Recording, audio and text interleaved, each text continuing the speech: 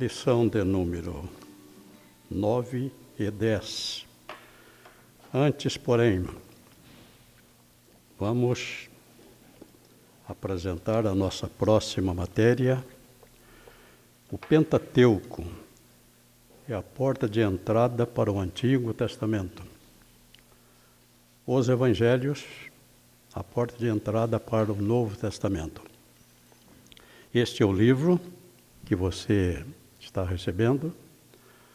Todos os nossos livros, 27, foram preparados pela nossa equipe. Este livro tem 300 páginas. Pentateuco, 306.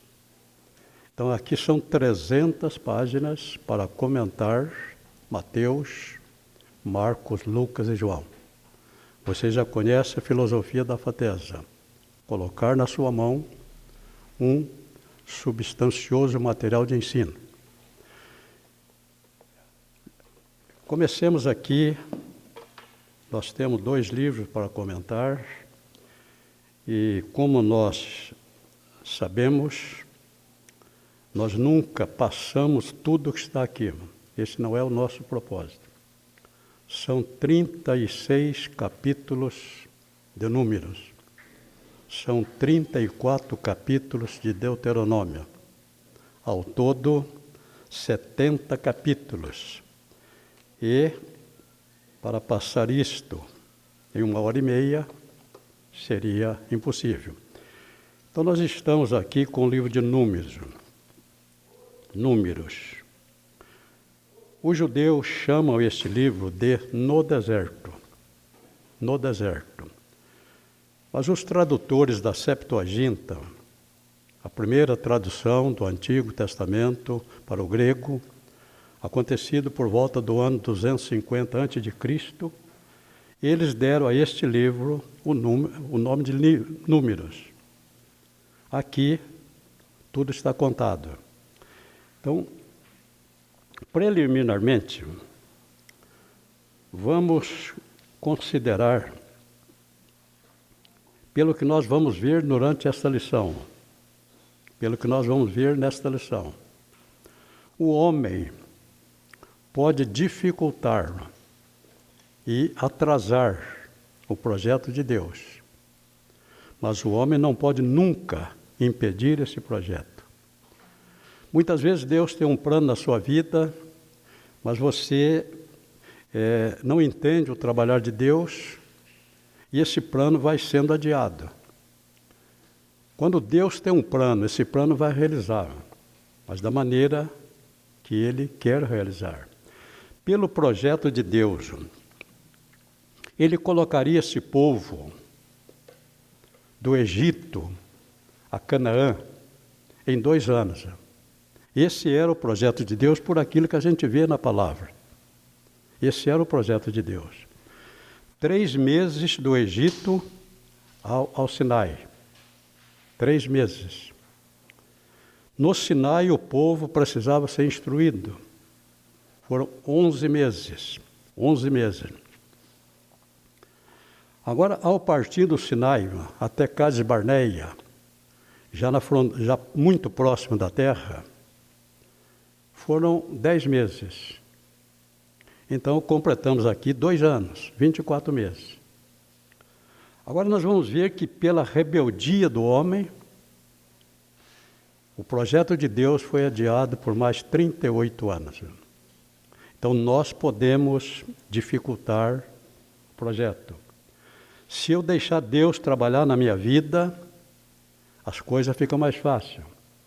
Quando nós começamos a resistir aos propósitos de Deus, as coisas podem se tornar mais difíceis. Mas Deus sempre chega no seu alvo. Então nós temos aqui, primeiro, eu vou procurar aqui no livro de Números, desses 36 capítulos, eu vou procurar fazer alguns destaques. É claro que toda a palavra interessa para nós. Mas há muita coisa que, se nós não conseguirmos entender, não nos vai fazer tanta falta. Então, nós vamos aqui tentar destacar algum assunto de maior importância. Esse livro está dividido em 3 partes distintas. 3 partes distintas.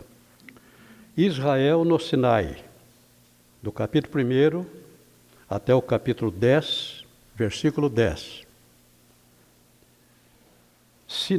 De Sinai a Cades Barneia, do capítulo 10, verso 11, até o capítulo 14. Do capítulo 10 até o 11, até o 14. E a terceira parte, errantes pelo deserto, do capítulo 15 até o capítulo 36. Do capítulo 15 ao 36.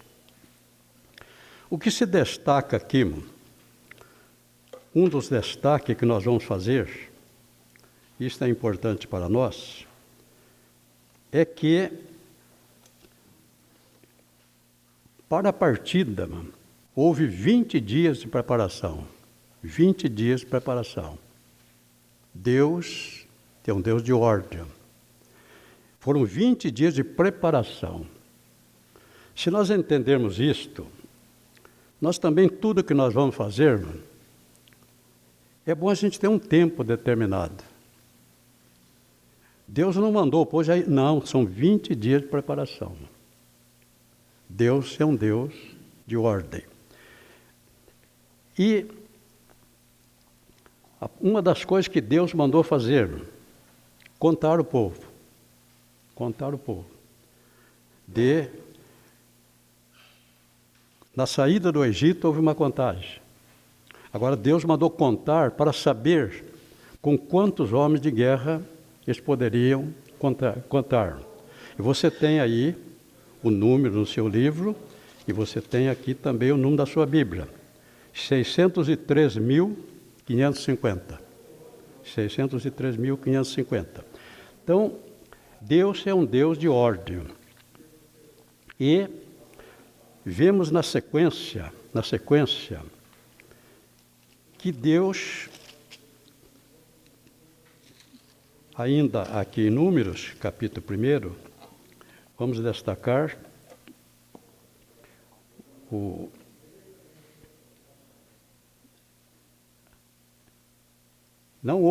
Deus não trabalha com improviso. Deus não trabalha com improviso. Ele vai aqui determinar quando o povo acampasse, quando o povo fosse acampar, Deus estabeleceu o lugar das 12 tribos. 3 tribos ficariam ao norte, 3 tribos ficariam ao sul, 3 tribos a leste e 3 tribos a oeste. Cada um desse grupo sabia qual era o seu lugar. Todos eles sabiam qual é o seu lugar. Se alguém dissesse, eu gostaria, a minha tribo está ao norte, mas eu gostaria de ficar ao sul. O outro queria, eu gostaria de ficar a leste. Não. A ordem foi estabelecida por Deus. Não será como eu quero, mas será como Deus quer. Ele é o Senhor. Não será como eu gostaria de ser, será como Deus quer que seja. Ele é o Senhor. Aqui nós vamos ver também, neste primeiro destaque, que Deus determinou qual seria o trabalho dos levitas e qual seria o trabalho dos sacerdotes. Os levitas trabalhariam na área externa, o sacerdote na área interna. Nós vimos na aula passada que o lugar onde o sacerdote prestava serviço era no lugar santo, dentro da tenda. Então o sacerdote dentro da tenda, os levitas fora da tenda. Esta era a ordem. Mas se o levita dissesse, eu gostaria de trabalhar... Não, você não tem vontade própria, você é servo.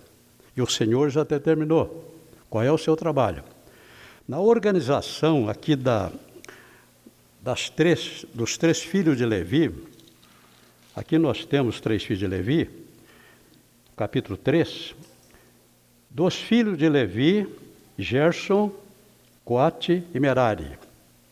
Agora, Deus vai determinar quando o acampamento fosse levantado, o que cada um dessas tribos, qual era o trabalho de cada um? Quem levaria as cortinas? Quem levaria as colunas? Deus estabeleceu aqui, cada um dos filhos de Coate, de Merari e de Gerson, eles sabiam qual era o trabalho deles. Agora, se alguém dissesse, não, eu gostaria de levar as cortinas. Não, já está determinado qual é o seu trabalho. Deus é um Deus de ordem. Uma vida desorganizada, está faltando Deus. Uma casa desorganizada, está faltando Deus. Uma igreja desorganizada, está faltando Deus. Onde está Deus, a ordem? Onde está Deus da ordem? Então aqui cada levita sabia o seu trabalho. Cada sacerdote sabia o seu trabalho. O sumo sacerdote sabia qual é a sua função. Agora, se eu souber tudo isto aqui, mas não souber aplicar na vida prática, o meu conhecimento não me traz benefícios espirituais. Israel é o povo de Deus no Antigo Testamento. Mas a igreja é o povo de Deus no Novo Testamento. Da maneira que Deus fez com Israel, Ele faz com a igreja, é o seu povo. E aqui nós estamos falando de ministério, estamos falando de sacerdotes, estamos falando de levitas. Também havia um tempo. Os levitas, sacerdotes, prestavam serviço de 30 a 50 anos. Antes de 30, não. Antes de 30, pela lei de Moisés, o filho estava subordinado ao pai. Então, ele só podia começar o seu ministério com 30 anos. E aos 50 anos, jubilava. Nós vemos o porquê que Jesus começou o seu ministério depois que completou 30 anos. Até 30 anos, ele teria que cumprir ordem de sua mãe. O pai já havia falecido. Depois de 30 anos, o jovem se emancipava. Ele já não estava mais debaixo da autoridade de seus pais. E Maria parece que esqueceu disso lá em Caná. Jesus já estava no seu ministério e ela ainda quis dar ordens a ele. E ele deixou claro. Ele não tinha mais obrigação de cumprir as suas ordens. Maria, mulher, que tenho eu contigo? Então ela lembrou que ele já estava no seu ministério. Então, esse é um Deus de ordem. Nós estamos falando aqui de ministério, sacerdotes e levitas. A igreja também tem um ministério. E o ministério da igreja, em rápidas palavras, você encontra lá em Efésios, capítulo 13, capítulo 4, versículo 11. Lá quem escolheu as tribos, quem escolheu a tribo de Levi e deu a ela essa incumbência, foi Deus.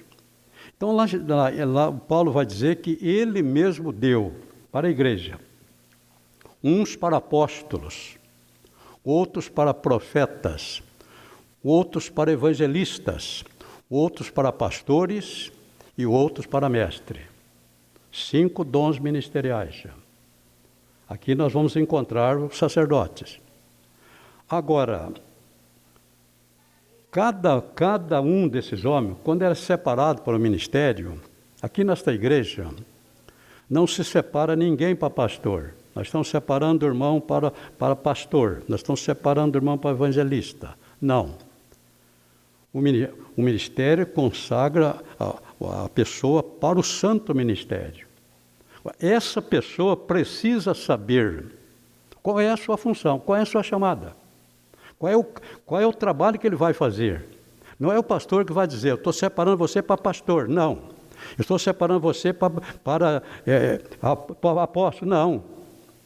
O homem separado para o ministério precisa saber qual é o seu trabalho. Qual é o seu trabalho? Aqui os levitas sabiam, aqui os sacerdotes sabiam. Um não atrapalhava o outro. Mas se o homem de Deus é separado e ele sabe que o dom dele é apóstolo, mas ele quer ser pastor. Ao que parece, quase todo mundo quer ser pastor. Mas a chamada dele pode ter sido para apóstolo. E apóstolo tem o trabalho de apóstolo. Aqui cada grupo sabia a sua função. Cada levita sabia o seu trabalho. Cada sacerdote sabia o seu trabalho. A igreja é o povo de Deus. Então, se Deus deu àquele homem o dom para ser evangelista, ele tem que exercer o trabalho de evangelista. Evangelista não é chamado para pastorear.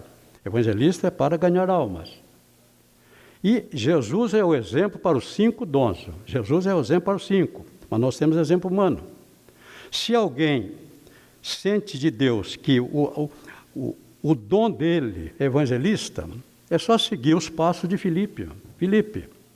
Chegou em Samaria, não tinha um cristão, começou a falar de Jesus, de repente, a multidão, evangelista em massa. De repente, a cidade toda estava ali para ouvi-lo. Aí chegam os apóstolos, Pedro e João. Filipe partiu para outro lugar. Foi evangelizar uma pessoa só. Esse é o evangelista. Se a pessoa é separada, ele sente que tenha o dom para ser apóstolo, ele tem que seguir Jesus é o exemplo maior. É só seguir os passos de Paulo. Eu fui chamado para o ministério e o meu dom é para ser apóstolo. Segue os passos de Paulo. É só fazer direitinho tudo que Paulo fez que vai dar certo. Paulo chegava num lugar, não tinha crente, começava a pregar o evangelho, ganhava uma, 2, 3, 4, 10, formava uma igreja. Paulo permanecia ali até estruturar a igreja. Quando a igreja estava estruturada no ensino, ele colocava um obreiro e partia para outra para abrir novas igrejas. Esse é o trabalho do apóstolo. Deu para entender? Que não é o nosso assunto. Eu estou mostrando que, assim como aqui no passado havia ordem, cada um precisava saber o seu lugar e a sua função, isso tem que acontecer também na igreja. Numa família tem que haver uma organização. Qual é a função do pai? Qual é a função da mãe? Quais são as funções e obrigações dos filhos? É só a gente aprender aqui no livro de Números que vai dar tudo certinho. Deu para entender? Então, tudo aqui, Deus é um Deus de ordem. Quando o povo era conclamado para levantar acampamento, foi colocado 2 tipos de trombeta. O povo precisava entender o som da trombeta. Quando tocava 2 trombetas ao mesmo tempo, ele sabia qual era a função. Quando tocava só uma trombeta, ele sabia entender o som da trombeta. Nós precisamos entender a voz do Espírito Santo. Senão, sem o som da trombeta, ninguém levantava acampamento. Deu para entender? Bíblia parece que é fácil. A gente vai olhando aqui, a gente vai analisando, a gente vai entendendo e, de repente, as coisas dão certo. Então, a primeira coisa, quando em marcha, também havia ordem. Não ia um povo misturado, não. Cada tribo sabia o seu lugar. Então, Deus é um Deus de ordem. Onde não existe ordem, há ausência de Deus. Onde Deus está, se Deus está na minha vida é uma vida organizada. Se Deus está na minha casa é uma casa organizada. Então, é isso que nós temos que aprender aqui hoje. Aprender não. Eu estou repetindo aquilo que todos vocês já sabem, mas faz parte aqui da nossa lição de hoje. O próximo destaque, eu vou destacar agora, no capítulo 6, a bênção sacerdotal. Eu vou fazer alguns destaques, não vou poder comentar todos os capítulos. A bênção sacerdotal é importante a gente entender. E a bênção sacerdotal está no capítulo 6, e eu leria do versículo 24 ao 27. Essa é a bênção sacerdotal, a bênção que o sacerdote dava ao povo. Normalmente, logo após a primeira reunião da manhã, 9 horas, Os judeus oravam 4 vezes ao dia. Então, normalmente, no término daquele período de oração, o sacerdote dava a bênção sacerdotal. E a bênção sacerdotal é esta que está aqui. O Senhor te abençoe e te guarde. Se aqui não tivesse alguma coisa para nos ensinar, eu escreveria isso aqui de outra maneira. Mas Moisés não escreveu da maneira dele. Moisés escreveu conforme a inspiração do Espírito Santo. Então, eu leria, sem a inspiração do Espírito Santo, eu leria da seguinte maneira: o Senhor te abençoe e te guarde. Faça resplandecer o seu rosto sobre ti e tenha misericórdia de ti. Sobre ti levante o seu rosto e te dê a paz. Pronto. Mas Moisés fez diferente. E o que faz a diferença aqui é o ponto e vírgula. Ponto e vírgula. A vírgula tem a sua função. O ponto final tem a sua função. E o ponto e vírgula também tem. O assunto continua. Mas vai haver um destaque de um para o outro. O assunto é um só, é a bênção sacerdotal. Então, se você entender aqui a função do ponto e vírgula e a necessidade pela qual se repete a palavra Senhor 3 vezes, você vai entender o porquê Deus mandou Moisés, orientou, inspirou Moisés a escrever assim: o Senhor te abençoe e te guarde. Ponto e vírgula. O assunto não terminou. Mas agora vai vir uma coisa diferente. Está dentro do contexto, mas tem uma diferença. Ponto e vírgula. O Senhor faça resplandecer o seu rosto sobre ti e tenha misericórdia de ti. Ponto e vírgula. Esse assunto aqui está. Mas o assunto, dentro do contexto, ainda falta uma coisa. E a terceira coisa: o Senhor sobre ti levante o seu rosto e te dê a paz. 3 vezes é repetida a palavra Senhor. 3 vezes é repetida a palavra Senhor.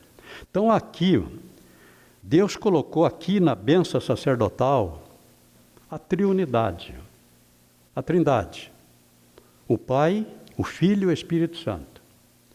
Nenhuma das pessoas da trindade trabalha isolada. Então aqui nós vamos ver o Pai, o Filho e o Espírito Santo. O Senhor te abençoe e te guarde. 1. O Senhor faça resplandecer o seu rosto sobre ti e tenha misericórdia de ti. Outro. O Senhor sobre ti levante o seu rosto e te dê a paz. 3 vezes a palavra Senhor. Deus é trino. As testemunhas de Jeová não conseguem ver isto aqui, mas nós que temos a unção do Espírito Santo, nós podemos ver aqui a trindade. A igreja também tem a bênção apostólica. Aqui é a bênção sacerdotal para Israel. E nós temos a bênção sacerdotal para a igreja. 2 Coríntios, capítulo 13, versículo 13. 2 Coríntios 13, 13. O apóstolo Paulo vai dizer o seguinte: a graça do Senhor Jesus Cristo e o amor de Deus e a comunhão do Espírito Santo seja com todos nós. Vamos ver se eu acertei. Eu já sofri com isto. Às vezes, a gente estava pregando, e tem uma coisa: se o pastor convidar você para pregar, terminando a sua mensagem, terminou a sua função. Ele convidou você para pregar. Mas se o pastor disser para você, faz a oração, você faz a oração. Aí se o pastor dizer, dê a bênção apostólica. Mas pastor, eu não sou dos ministérios. Você está sob a autoridade do pastor. Se ele disser, dê a bênção apostólica, ele está conferindo autoridade para você. Entendeu? Isso aqui é coisa que a gente ensina para principiante. Todos nós aqui já sabemos. E eu não sou teórico. Quase tudo que eu ensino foi aquilo que eu aprendi a duras penas. E quando, percebendo que eu poderia ser chamado para dar a bênção apostólica, eu já abria 2 Coríntios capítulo 13, verso 13. que eu já vi muita gente passar vergonha com isto. É só abrir aqui, meu. A graça do Senhor Jesus Cristo, uma das pessoas da Trindade. O amor de Deus, outra pessoa da Trindade. E a comunhão do Espírito Santo, a outra pessoa da Trindade. O nosso Deus, assim como o Deus do Antigo Testamento, é também trino. Aqui então nós vemos a triunidade. Isto é o destaque aqui do capítulo 7. Capítulo 7. O segundo destaque que nós vamos fazer, capítulo 9. Capítulo 9. Nós temos aqui 3 coisas: a nuvem, o fogo e as trombetas. A nuvem. O povo não andava na direção do homem, assim como a igreja não anda na direção do homem. Então, durante o dia, o povo era guiado por uma nuvem. Quando acampava, a nuvem descia durante o dia sobre a tenda. À noite, uma coluna de fogo. Então, a necessidade de nós seguirmos a nuvem. Durante o dia, tem que seguir a nuvem. À noite, tem que seguir a coluna de fogo. Esse é o destaque que nós temos aqui, do capítulo 9. Capítulo 9, o destaque para nós, para Israel e para a igreja, é aprender a seguir a nuvem. A seguir a nuvem. Nós temos uma direção. Nós não podemos ir pelo caminho que nós queremos. O caminho nosso tem que ser de acordo com esta palavra. Então, a nuvem nos guia sempre pela segunda vontade de Deus. Seguir a nuvem e seguir a coluna de fogo. Então, o povo não ia para onde queria.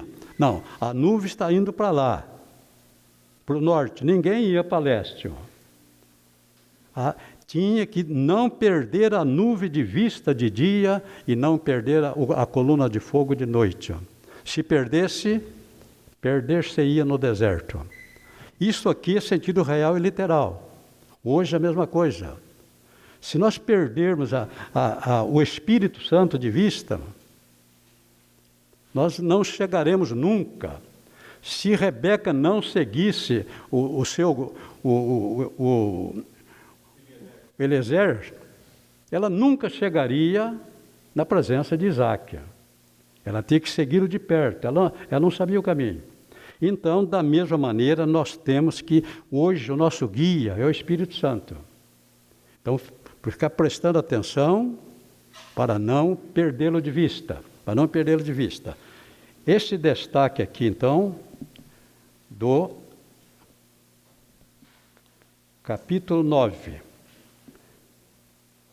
O próximo destaque aqui, agora nós vamos ver aqui, e também aqui pelo seu livro, que durante a caminhada,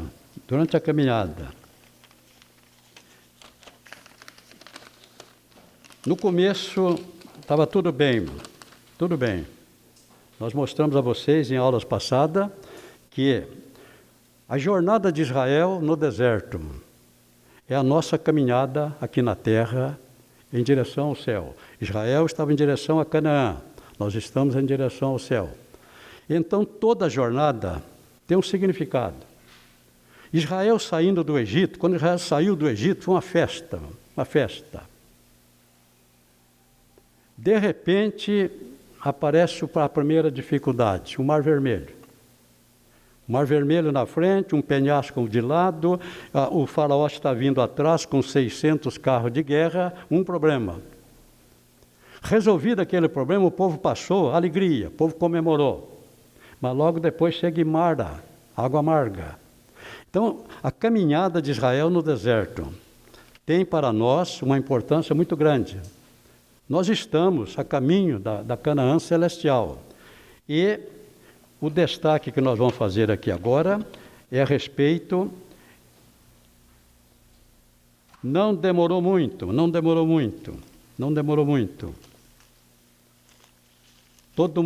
Todos que saíram do Egito comemorando, alegre, cantando, adorando a Deus. E, de repente, aqui no capítulo 11, um problema sério. Aqui diz o versículo 4. Eu vulgo que estava no meio deles, veio a ter grande desejo. E o vulgo que estava no meio deles, o vulgo que estava no meio deles, Moisés deveria não ter permitido. Era para sair do Egito os descendentes de Abraão. Moisés sabia. Mas eu fico feliz, porque não há nenhum homem perfeito. Moisés não deveria ter permitido que essa gente acompanhasse.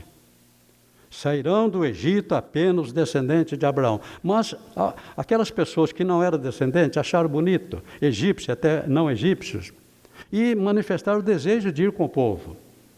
E o Moisés permitiu que fosse. Agora no deserto, o deserto é para nós que nascemos de novo. Nós resistimos o deserto. Nós sabemos estar em Mara, sabemos estar em Elim, sabemos estar no deserto nós sabemos. Mas as pessoas que nos acompanham sem um novo nascimento, elas não têm essa força. Então aqui, esse vulgo, são as pessoas que saíram do Egito, está em Êxodo capítulo 12, versículo 38, agora eles não estavam preparados para o deserto. Começa a murmuração. Eu vulgo que estava no meio deles, veio a ter grande desejo, pelo que os filhos de Israel, isso contamina. O vulgo veio a ter grande desejo, pelo que os filhos de Israel. É por isso que todos os obreiros batem nessa tecla, a doutrina da santificação. Sede santos. Não pode haver mistura. Se misturar, haverá problema. Então a igreja tem que se zelar pela santificação. Santificação. Deus é santo. E ele disse, ele não deu uma opção. Eu sou santo. Eu gostaria que vocês fossem. Não. Está lá em Levítico. Eu sou santo. Sede vós santos, porque eu sou santo. Está aqui, está lá em Levítico, capítulo 11, salvo melhor juízo. Deus afirmou isto. Sede santos, capítulo Levítico. Se você achar primeiro, você pode me lembrar. No momento, eu não estou lembrando aqui, mas Deus disse isto: sede santos, porque eu, o Senhor, sou santo. Não é uma opção, é uma ordem. Sede santo, porque eu, Senhor, sou santo. Então, é por isso que a igreja bate nessa doutrina. Não pode haver mistura. E aqui um vulgo contaminou o corpo. E de repente todos os filhos de Israel estavam murmurando. Hein? Não, eu quero lá em Levítico. É 11? Como? 11.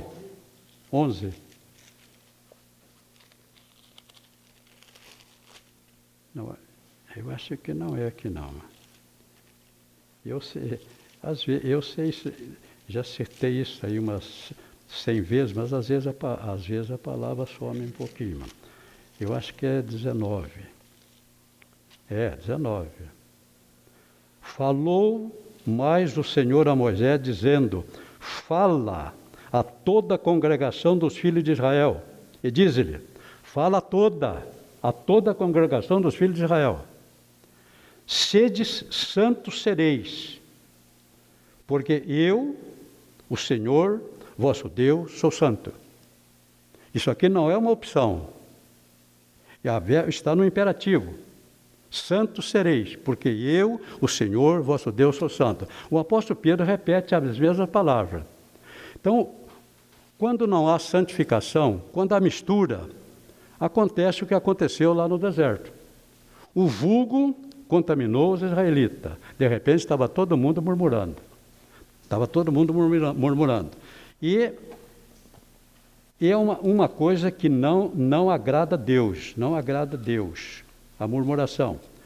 E o Moisés, isso pesou para Moisés, isso pesou para Moisés. E a Bíblia vai nos mostrar que Moisés pediu a morte. Moisés pediu a morte. A pressão foi tão grande que o Moisés, não suportando a pressão, ele vai abrir o seu coração com Deus e vai pedir a morte. Moisés acha pesado o seu cargo. Moisés deseja morrer. Isso aconteceu também com Elias. Num determinado momento, Elias queria morrer. Isto pode acontecer quando o obreiro está debaixo de uma pressão muito grande. É isso que muita gente não entende. O pastor não é um super-homem. O seu pastor não é um super-homem. O seu apóstolo não é um super-homem. E, como homem, muitas vezes a pessoa tem um limite. Tem um limite. E se ultrapassar esse limite, a corda arrebenta. Uma vez eu estava ensinando numa igreja e falando sobre isto, e eu peguei um elástico e fui puxando o elástico, fui puxando. Agora tem um limite. O Moisés chegou nesse limite. Aí, de repente, quando eu sabia que não tinha mais limite, eu puxei, arrebentou. Mas dá para ir esticando. O homem de Deus tem tem condições de suportar um peso muito grande. Mas todo homem tem um limite. E Moisés aqui chegou no limite e Moisés foi falar com Deus. Esse é o segredo. Esse é o segredo. Moisés estava no limite, ele foi falar com Deus.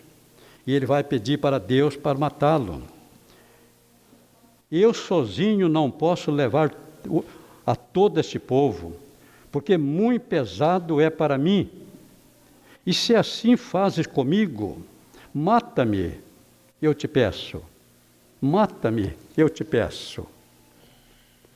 Agora, nesse momento, quando a sua capacidade chegou no limite máximo, quando a sua força chegou no limite máximo, você tem várias opções. Você tem várias opções. Há muitos que quando chega no limite máximo, tira a vida. Há muitos que quando chega no limite máximo, faz coisa que não deveria fazer. Agora, o homem de Deus, quando chegar no limite máximo, vai falar com Deus. Vai falar com Deus. O Moisés falou, Deus, eu não aguento mais. Não aguento mais. Agora, quando nós pensamos que não aguentamos mais, Deus vem com socorro. Bíblia é um negócio bonito. Quando Moisés disse, Deus, eu não aguento mais, disse, não. Agora Deus vai levantar aqui 70 anciãos para ajudar Moisés. 70 anciãos para ajudar Moisés.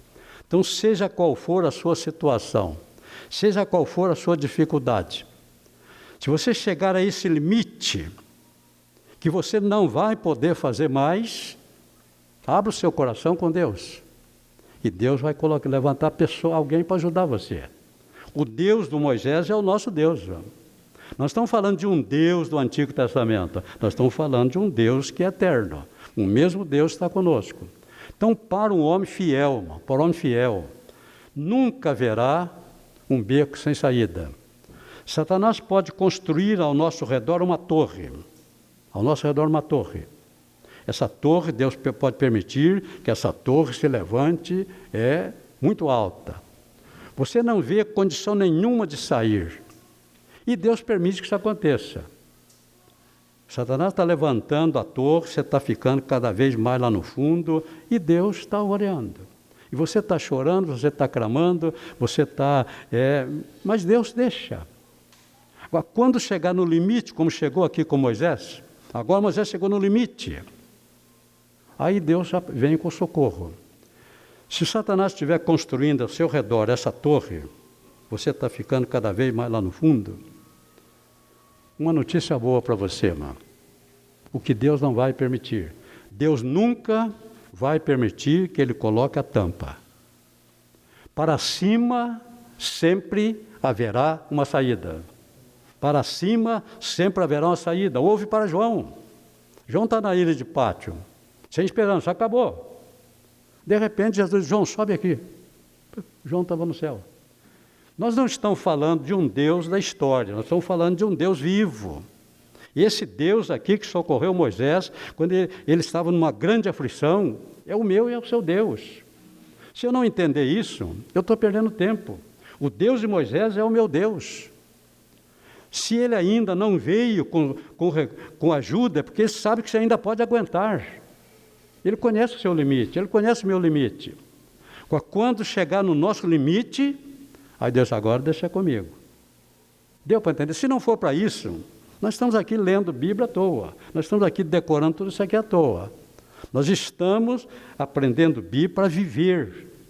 E quando chegarmos em situações que esses homens de Deus chegaram, nós vamos entrar para o caminho que eles entraram. Moisés não foi reclamar com o povo, Moisés não foi brigar com o povo, ele foi falar com Deus. Deus, eu não aguento mais. Me mata. Aconteceu com Moisés, o grande homem de Deus. Então, o próximo destaque aqui, vamos ver, esse é o problema com o vulgo. Isso aqui justifica o ensino da doutrina da santificação no nosso meio. Agora, capítulo 12, verso 1 a 16, um outro destaque aqui, capítulo 12. Eu estou procurando os destaques que têm aplicações. É claro que toda a Bíblia aqui tem aplicação. Mas como eu não vou poder comentar os 36 capítulos, eu vou destacar alguma coisa. Capítulo 12. A sedição de Miriam e Arão. E falaram Miriam e Arão contra Moisés. Meu Deus, é a irmã dele. É o irmão dele. A Miriam é aquela que levou Moisés num cesto e colocou lá no Nilo. Agora, eles estão... E falou Miriam e Arão contra Moisés por causa da mulher cusita, que ele tomara, porquanto tinha tomado uma mulher cusita. E disseram, o problema da mulher cusita foi mais um motivo para eles agredir Moisés. Ele estava procurando motivo para agredir Moisés.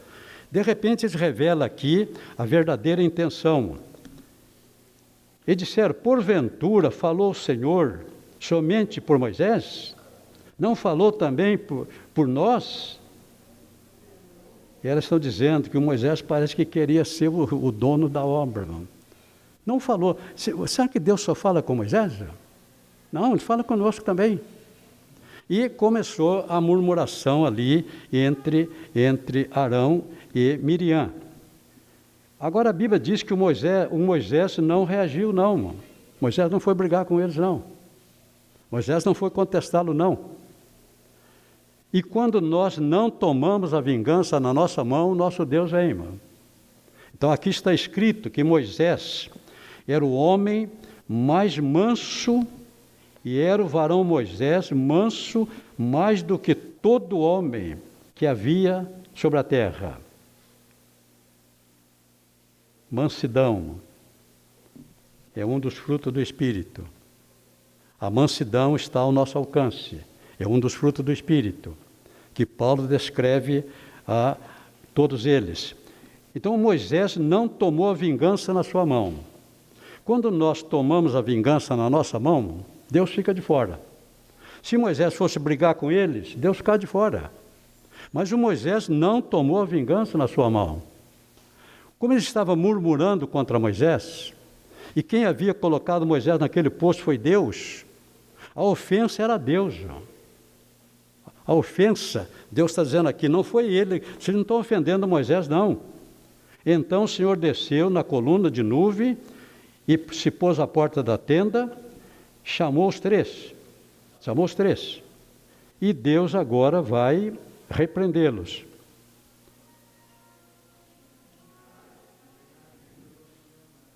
Concluindo aqui, Miriam era uma profetisa. E agora Miriam está querendo ocupar o lugar de Moisés. O Arão era sacerdote. Agora estão querendo o lugar de Moisés. E encontraram um motivo. O motivo aqui foi a mulher cusita. Moisés tomou uma mulher cusita. Era uma mulher de cor, certamente, mas não foi pela cor. Essa mulher é descendente de Cusi. Cusi era filho de Cão. Cão era filho de Noé. E a descendência do Cão se estabeleceu na África. Essa mulher cusita morava na Etiópia. E aqui diz que Moisés tomou uma mulher cusita. Eu tenho uma interpretação. Moisés era um tipo de Jesus. Então Jesus formaria, apesar de judeu era o seu povo, mas Jesus formaria uma igreja. Então a Zípora representa Israel e a mulher cusita representa a igreja. Então quando Moisés toma uma mulher cusita, uma africana, ele está tipologicamente, simbolicamente representa Jesus rejeitado. Nós não temos notícia da Zípora. A Bíblia não dá notícia se ela morreu. A verdade é que a esta altura, Moisés está casado com ela há 40 anos. Então nós não temos o motivo. Se ela morreu, não sei. Ele tomou uma mulher cusita. Essa mulher cusita para nós representa a igreja. E Moisés está aqui como um tipo de Jesus. Então, se não for assim, também a amizade é a mesma. Mas é a maneira que eu penso. Agora, a ofensa aqui, não foi a Moisés. A Bíblia diz que aquele que toca num dos meus ungidos, toca na menina dos meus olhos. Deus chamou para ser ofensa. É como se dissesse, vocês não ofenderam Moisés, não. Estão ofendendo a mim. E Deus não, embora sendo uma mulher abençoada, embora sendo uma mulher madura, embora sendo uma profetisa, Deus não tem respeito aos humanos. E ele não perdoou o pecado de Miriam. Miriam ficou leprosa. Miriam ficou 7 dias fora do arraial. 7 dias leprosa, fora do arraial. Levantar-se contra o ungido de Deus não é bom. Especialmente quando se levanta sem nenhuma razão. Quem toca no ungido, diz que toca na menina dos olhos de Deus. Deus chamou ofensa para ele e não perdoou. Agora, um detalhe, versículo 15. Assim Miriam esteve fechada fora do arraial 7 dias, e o povo não partiu, até que recolheram Miriam. Miriam atrasou a jornada do povo. Por causa de Miriam, o povo ficou 7 dias parado, esperando que ela retornasse. Então, um problema, às vezes, na igreja, um problema de uma pessoa, pode prejudicar toda a comunidade. Toda a comunidade. É isto que nós queremos entender de Bíblia. Ver aqui o que aconteceu e tentar tirar para nós algum ensino. Senão nós estamos lendo Bíblia, estamos decorando Bíblia e não estamos entendendo nada. Então, esse destaque é importante. Agora o capítulo 13. Agora, 10 meses já de caminhada. O povo está próximo da fronteira. Deus já havia dito a Moisés, lá no capítulo 3 de Êxodo, Deus já havia descrito para Moisés a terra era boa, mas a terra estava ocupada. Deus mostrou a Moisés que o povo da terra era poderoso. Moisés sabia disto. Mas o povo começa fazendo uma pressão sobre Moisés, que seria bom mandar uns espias, vamos ver a terra. Como é o povo da terra, como são as suas fortificações, seus exércitos, é melhor a gente ver. Quando nós temos fé, a fé não pede para ver, a fé aceita. Se é para entrar na terra, vamos entrar na terra. As dificuldades, Deus vai cuidar para nós. O inimigo, Deus vai cuidar deles. Então Moisés tinha tudo para não aceitar a pressão. Mas em Deuteronômio capítulo 1, nós vamos ver que ele cedeu à pressão. Cedeu à pressão. Se Moisés não cedesse, Deus ia honrá-lo. Mas Moisés cedeu. Agora Moisés está na vontade permissiva de Deus. Deus permitiu. Os 12 foram. Essa história eu não vou contar para vocês. Mas no retorno, 10 trouxeram péssima notícia. Apenas 2, Josué e Caleb, tentaram convencer o povo do contrário. Mas agora começa então um grande movimento contra Deus. E Deus é longânimo, é tardio em irar-se. A Bíblia diz que Deus é tardio em irar-se. Agora não está dito que ele não ira. Agora parece que Deus se irou. E Deus condena essa geração, que eu não vou detalhar a história para vocês, que essa geração caminhará 38 anos pelo deserto. O povo já está na fronteira, mano. Projeto de Deus, em 2 anos colocaria o povo na fronteira, mas de repente o povo provoca uma rebelião e Deus agora tem que tomar uma nova decisão. O povo vagará pelo deserto 40 anos. E o capítulo 14, não vamos comentar aqui, porque senão nós não vamos sair desta passagem, mas vamos mostrar aqui que durante a caminhada pelo deserto, aqui nós temos aqui na sequência, o próximo destaque aqui, no capítulo 20. Dentre tanta coisa que aconteceu, vamos destacar aqui, Moisés fere a rocha e as águas saem. Capítulo 20, a rocha é Horebe. E nós já vimos essa rocha no trajeto que os judeus estavam fazendo do Egito ao Sinai. Nós vimos que era uma dificuldade depois da outra. Mar Vermelho, depois Mara, depois Elim, de repente a rocha de Horebe, um deserto, e havia uma grande pedra. O povo está sedento, não tem água.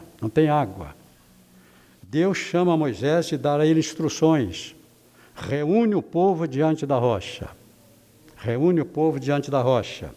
E fere a rocha. Isso foi naquele período dos 3 meses do Egito ao Sinai.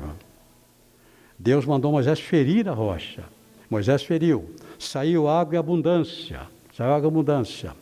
Agora, 38 anos depois, ou menos, durante esse período que o povo está vagando pelo deserto, o povo chega no mesmo lugar, a rocha é a mesma.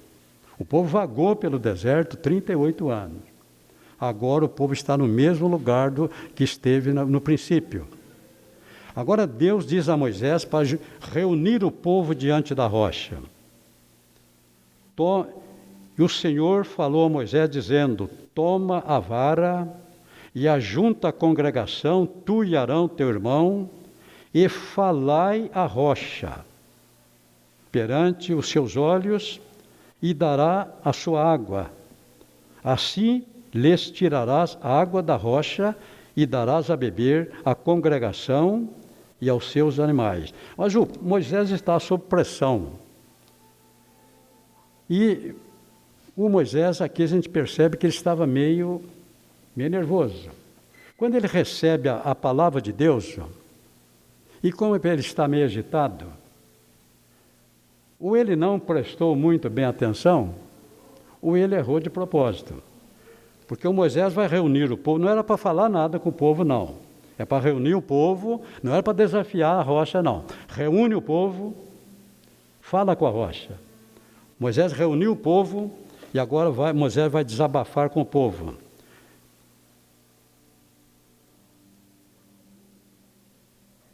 Então Moisés tomou a vara e disse a vara de diante do Senhor, como tinha ordenado, e Moisés e Arão reuniram a congregação diante da rocha, E Moisés não era para falar nada, mano. É para reunir a congregação e falar com a rocha. Mas o Moisés parece que esqueceu. E ele vai dizer, ouvi agora, rebeldes. Deus não mandou ele falar isso, não. Ele está meio agitado. E quando nós ficamos meio agitados, meio nervosos, às vezes nós esquecemos da palavra de Deus. Já. E quando nós ficamos meio nervosos, nós esquecemos daquilo que Deus ordenou que nós fizéssemos. E o Moisés aqui está meio nervoso. E ele tomou aquilo como desafio. E ele vai dizer, ouvi agora, rebeldes, porventura tiraremos água dessa rocha para vós? Então Moisés levantou a sua mão e feriu a rocha 2 vezes com a sua vara. E não saiu água nenhuma. Moisés ficou com carão, ou não? Deus nunca vai deixar o ungido dele envergonhado diante do povo. Se o homem é um homem de Deus, um vaso de Deus, Deus nunca vai permitir que ele seja envergonhado diante do povo. Agora, quando o homem erra, esse homem tem um preço a pagar. Moisés aqui errou. Não era para ele falar nada. E ele falou, fez um desafio e esqueceu da palavra de Deus. Qual era a palavra de Deus? Fala a rocha. Aqui está escrito, Moisés feriu a rocha. Moisés feriu a rocha. E Moisés levantou a sua mão e feriu a rocha 2 vezes com a sua vara. E não saiu água nenhuma. Saiu sim. Deus nunca deixaria Moisés envergonhado diante do povo. Moisés era um vaso nas suas mãos. Moisés cometeu um erro. Agora Deus vai chamar Moisés. Enquanto o povo bebia, Deus chamou Moisés e Arão à parte. Vem aqui, mano. O que foi que eu mandei vocês fazer? Qual foi a minha instrução? Torcer, irmão, ou mudar a palavra de Deus tem consequências. Essa rocha representa Jesus. A primeira vez era para ferir. Jesus seria ferido na cruz do Calvário. Depois que Jesus ressuscitou, nunca mais ele seria ferido. Agora é falar. Moisés nunca entendeu a gravidade do seu erro. Mas a gravidade do seu erro estava em não obedecer à palavra de Deus. Deus honrou Moisés diante do povo. Deus honrou Moisés. Mas chamou Moisés à parte. Você não vai entrar na terra prometida. Deus não tem respeitos humanos. Deus não tem respeitos humanos. Moisés foi sentenciado a não entrar. Você viu lá no livro de Deuteronômio que Moisés insistiu, até que Deus ficou meio bravo. Moisés pediu uma, pediu 2, na terceira Deus ficou, não me fale mais desse assunto. Você não vai entrar. E não entrou. E esse é o destaque aqui do capítulo 20. Capítulo 20. Agora nós vamos para o próximo destaque. Próximo destaque, capítulo 21. Capítulo 21. Novo problema. O capítulo 21 nós vamos as serpentes ardentes e a serpente de metal. Uma serpente mortífera. Aquela serpente picava, não tinha solução, está morto. E o povo, como sempre, clamou. E o povo procurou Moisés. E Moisés foi falar com o Senhor. O povo falou contra Deus e contra Moisés. Contra Deus, contra Moisés. Por que nos fizeste subir do Egito? Esse povo é tremendo. Esse povo de Israel é tremendo. Mas nós somos hoje o povo de Deus. Será que somos muito melhor do que Israel? Será que eu sou muito melhor do que o israelita? Mas não é para você responder, não? Não é para você responder. Mas esse povo aqui, tratar com esse povo é tremendo. Murmuraram. Agora Deus vai dizer para Moisés, e disse o Senhor a Moisés, faze uma serpente ardente. Serpente ardente, provavelmente era de cobre. Cobre ou bronze. O cobre bem polidinho, refletindo no sol, dá a impressão que é um fogo. Uma serpente ardente, provavelmente de cobre. E essa serpente tinha que ser levantada no madeiro. Faça uma serpente ardente, põe-na sobre uma haste, e será que viverá todo mordido que olhar para ela. Toda vez que a pessoa era picada pela cobra, devia correr, olhar para a serpente. Agora não está escrito que seria curado. Todo aquele que olhar para ela, viverá. Lendo Bíblia, passamos pelo assunto. Agora vamos entender, tudo tem aqui uma razão de ser. Tudo tem uma razão de ser. E a razão começa lá no Éden. Por um homem vivo, Adão, a morte entrou na vida do homem. Por um homem vivo, a morte entrou. E por um homem morto, o homem viveria. Então aqui a simbologia de Jesus. Por um homem vivo entrou a morte. Por um homem morto viria a vida. E teria que ser um homem. Da mesma espécie de Adão. Todos os animais, o sangue de todos os animais não tinha esse poder. Porque nenhum animal era da mesma espécie de Adão. Então o sangue dos animais cobria, mas teria que ser um semelhante ao Adão, da mesma espécie. E esse da mesma espécie, Jesus teve que se tornar homem. Agora em João capítulo 3, verso 14, ele interpreta esse versículo. Falando com Nicodemos, ele disse, assim como Moisés levantou a serpente no deserto, assim importa que o Filho do Homem seja levantado entre o céu e a terra. Então aqui, essa serpente aqui, simboliza Jesus. E a mensagem que nós tiramos, por um homem vivo, entrou a morte. Por um homem morto, o homem reviveu. Se nós não entendemos, nós passamos aqui por essa história e vamos para frente. Mas aqui essa passagem tem uma profundidade. Aqui nós podemos ver Jesus pendurado. Um homem morto devolveria a vida para o homem. Deu para entender? Então vamos aqui, se você entendeu isto, toda vez que você lê aqui agora, você vai entender que Jesus tinha que se tornar um homem. Ele tinha que ser da mesma espécie do Adão. Então ele se fez homem. E ele, na cruz do Calvário, representando essa serpente, devolveu ao homem a vida. Ok? Próximo destaque aqui agora, vamos para Balaão, do capítulo 22 ao capítulo 25. Balaão. Há muita gente que fala muito mal do Balaão. Há muita gente que diz que o Balaão era um bruxo, Balaão era um feiticeiro, e Balaão não era israelita. Só esquece que o Jetro também não era israelita. O Jetro, sogro de Moisés, era um sacerdote, e ele também não era israelita. Vamos ver aqui essa história, se é apenas uma história, ou se nós podemos tirar algum ensino para a nossa vida espiritual. Vamos aqui chegar, onde é que está o Balaão, Cádiz Barneia, já passamos.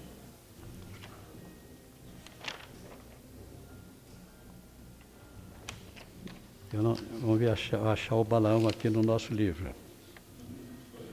Está aqui. A minha página, o meu livro, eu uso uma terceira edição, e a página não está de acordo. Eu não vou falar aqui da rebelião de Coré Datã e Abirão. Aqui está o Balaão. Nós colocamos aqui o erro e a doutrina de Balaão. Vamos começar um pouquinho antes, para nós entendermos se ele era um bruxo ou se ele era um homem de Deus. Se ele era um bruxo, se ele era um homem de Deus. Vamos ver aqui, está aqui no seu livro, o erro e a doutrina de Balaão. Balaão, um homem de Deus que começou bem. Então nós começamos a dizer aqui que ele era um homem de Deus. Israel, vindo pelo deserto, Israel estava passando por cima de todos os povos. E esse era o projeto de Deus. Muitos reis foram derrubados. E o rei aqui, Balaque, rei dos Moabitas, sabia que ele não tinha condição nenhuma de vencer Israel. Mas ele soube da existência desse profeta. E ele então teve a ideia de mandar buscar esse profeta. E mandou uma comitiva. Chegando na casa de Balaão, versículo 8, chega na casa de Balaão uma comitiva, um grupo de pessoas. Se identifica como sendo enviado do rei Balaque. Balaão não conhece essas pessoas. Balaão não conhece o rei Balaque. Balaão não sabe da história. Então veja como age um homem de Deus diante de um problema que ele não sabe resolver. Ele não sabia o que fazer. Então, não sabendo o que fazer, ele vai dizer a eles, versículo 8, passai aqui esta noite e vos trarei a resposta como o Senhor me falar. Eu não sei resolver o problema de vocês, mas passa essa noite aqui, eu vou falar com o Senhor. E o Senhor aqui está com letra maiúscula, é Deus. Ele vai dizer, eu vou falar com o Senhor, eu vou buscar uma orientação, eu vou buscar uma solução. Passa essa noite, eu vou e trarei resposta, como o Senhor me falar. Então os príncipes dos Moabitas ficaram com Balaão. E Deus não esperou Balaão falar, buscá-lo. Deus veio falar com ele. Deus não fala com bruxo. Deus não fala com curandeiro. Ele veio falar com Balaão. Ele veio falar com Balaão. E Deus vai dizer a Balaão, e veio Deus falar, quem são esses homens que estão contigo? Deus gosta de ouvir você, mano. Deus gosta de ouvir você. Deus gosta que você fale com Ele. Deus gosta de ouvir o seu problema. Tem crente que diz, Deus, o Senhor já sabe os meus problemas. Amém. Não, Deus sabia, mas Deus quer ouvir o Balaão. E ele fez essa pergunta para Balaão. E disse Deus a Balaão, quem são os homens que estão contigo? E Balaão disse, são os enviados de Balaque. Tá? Agora Deus vai dizer a ele, no versículo 12. Então Deus quis ouvir o Balaão. Deus quis ouvir o Balaão. Balaão podia dizer a Deus, o Senhor sabe, o Senhor é Deus. Não, ele quer ouvir você, mano. Ele quer que você coloque para fora tudo aquilo que você está sentindo. De bem, de mal. Deus quer que você fale com Ele. Parece que Deus se alegra da gente falar com Ele. E uma das maneiras de falar com Deus é através da oração.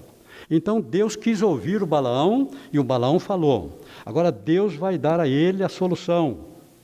Então disse Deus a Balaão, não irás com eles, e nem amaldiçoarás este povo, porquanto bendito é. Pronto, Balaão tem a resposta. Amanhece o dia. Veja como age um homem de Deus. Versículo 12. Então disse Deus a Balaão, não irás. Agora, versículo 13. E Balaão levantou-se pela manhã e disse aos príncipes de Balaque, ide à vossa terra, porque o Senhor recusa a deixar-me ir convosco. E levantaram-se e foram. Pronto.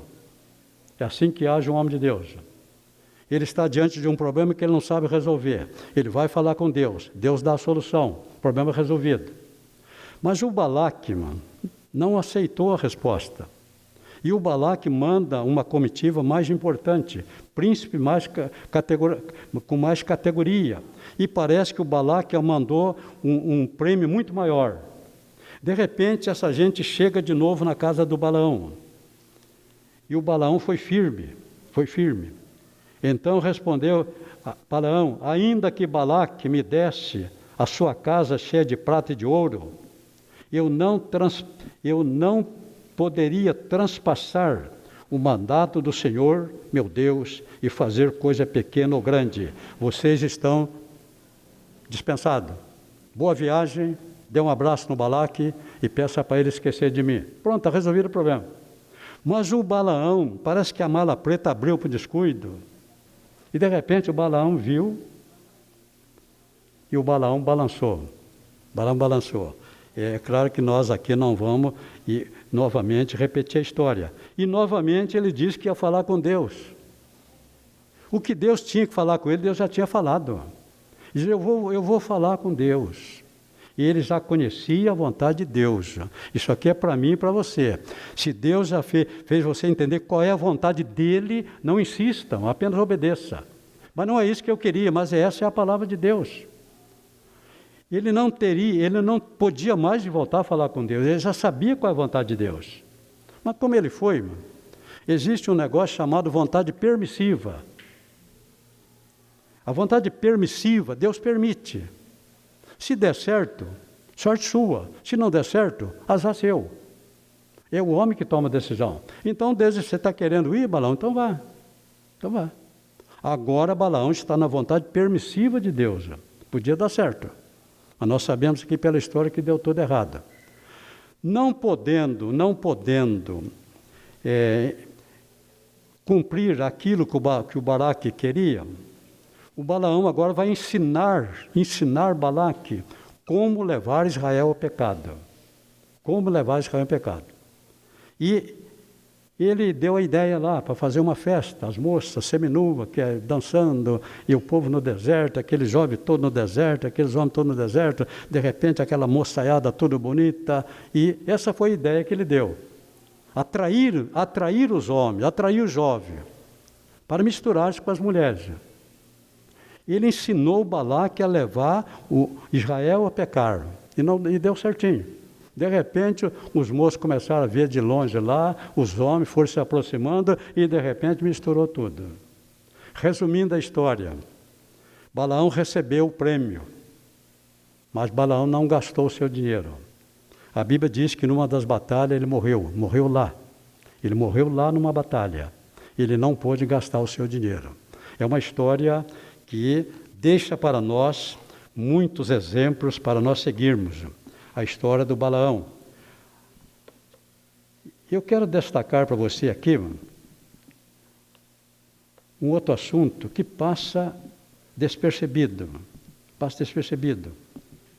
que é o voto das mulheres. Está aqui na sequência, o voto das mulheres.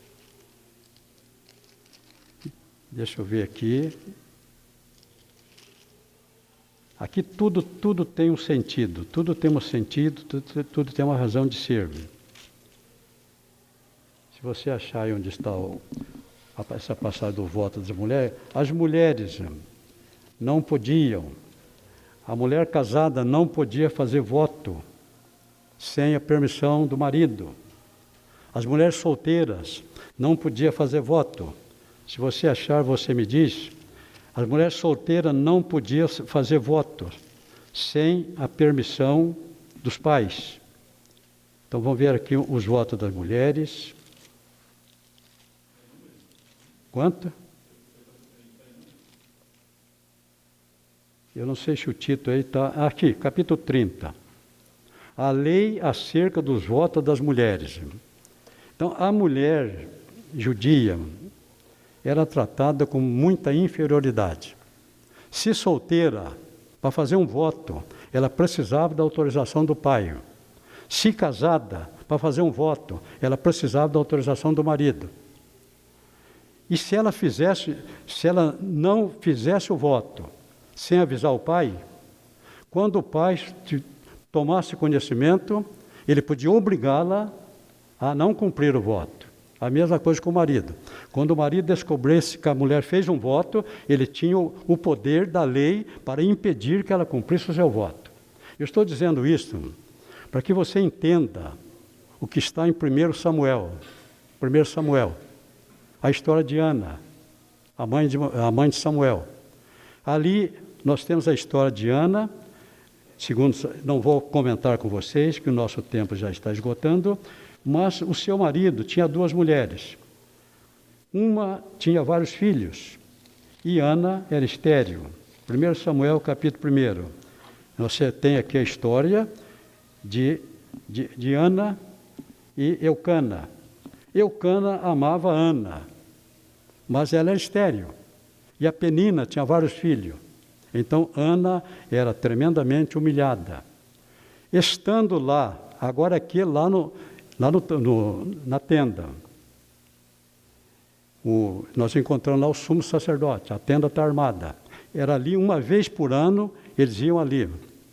E dessa vez, a Ana estava numa situação de desespero, não aguentava mais a Penina, a humilhação, e ela foi lá à tenda orar, e não aguentando mais, ela fez um voto a Deus, que se Deus lhe desse um filho, ela consagraria esse filho a Deus. Esse filho seria entregue lá para o sumo sacerdote, quando completasse 2 anos. Mas como ela fez esse voto num desespero, ela estava sozinha, nós sabemos que ela não falou com o marido, ela não comunicou o marido. Esse voto ela fez lá numa situação de desespero. Ela fez o voto. E ao que parece, se ela contou para o marido depois, eu não sei. Mas ela fez o voto sem autorização do marido. Quando Eucana soubesse, de acordo com a lei, ele podia impedir que ela cumprisse o voto. Aí nasceu Samuel, não, de maneira nenhuma, o filho é meu. Então ele podia impedir que ela cumprisse. Então aqui o primeiro detalhe, entre esposa e esposo, não pode haver segredo. Mulher não pode ter uma coisa que isso meu esposo não pode saber. E vice-versa. O homem não pode ter segredo com a mulher. Jesus disse que seriam os 2 uma só carne. Então, casado não pode ter segredinho escondido. Então, quando Eucana soubesse, ele podia, de maneira nenhuma, o filho é meu. Mas quando Deus está na história,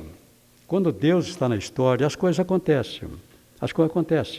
E Eucana vai dizer para ela no versículo 23, e Eucana, seu marido, lhe disse, faze o que te parece bem aos teus olhos. Faze o que parece bem aos teus olhos. Quando Deus está na história, milagre acontece. Eu não sei, aqui não está escrito que ela contou para ele, não está escrito. No momento que ela fez o voto, ela fez o voto sem comunicar ao marido. E o marido, pela lei, podia obrigá-la a não cumprir esse voto. Deu para entender? Então, entre marido e mulher, não pode ter segredinho escondido. O marido tem um segredinho que minha mulher não pode saber. Serão 2 uma só carne. É isso que a lei aqui diz, ok? E para mostrar para vocês a aflição e o valor desta mulher, chamada Ana. Com 2 anos, ela entregou um menino lá, e o menino cresceu lá, a serviço do sumo sacerdote. A última destaque, capítulo 36. 36 ou 35? 35. 6 cidades de refúgio. 6 cidades de refúgio. A lei de Moisés dizia olho por olho e dente por dente. Matou, você pode matar. Feriu, você pode ferir. É olho por olho.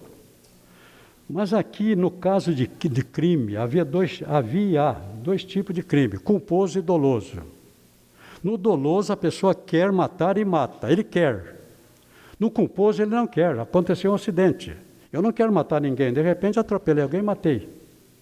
Só que lá não tinha esse negócio, eu não queria. O parente tinha o direito de vingar. O parente tinha o direito de matar. A pessoa não queria matar, matou, mas o parente podia ter o direito de vingar. Agora, Deus criou uma solução, mandando construir 6 cidades de refúgio, colocadas estrategicamente em todo o território. Então, quando a pessoa, sem querer, matou alguém, ou feriu alguém, ela tinha que correr. E os parentes podiam estar atrás dela. Mas se ela entrasse numa cidade de refúgio, ali eles não podiam entrar. Depois que ela passasse a porta da cidade, podia dar tchauzinho para os amigos. Os inimigos estão tudo lá, ela podia dar tchauzinho para ele, vem me buscar, vem me pegar aqui. Não entrava. Ali na cidade de refúgio, eles ficavam seguros até a morte do sumo sacerdote. Quando o sumo sacerdote morria, estavam livres para sair. Agora, nós temos a nossa cidade de refúgio. E o nosso sumo sacerdote não morre.